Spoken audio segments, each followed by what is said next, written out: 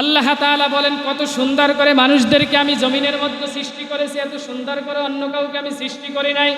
তুম্মা খালাকনান নুতফাতা আলাকাতান ফাখালাকনাল আলাকাতা মুদগাতান ফাখালাকনাল মুদগাতা ইযামান ফাকাসাউনাল ইযামা লাহমা সুম্মা আনশা'নাহু খালকান আখারা ফাতাবারাকাল্লাহু আহসানুল খালিকিন। আল্লাহ রাব্বুল আলামিন বলে তুমি জমিনের মধ্যে কিছুই ছিলে না, তুমি ছিলে তোমার মা বাবার মধ্যে।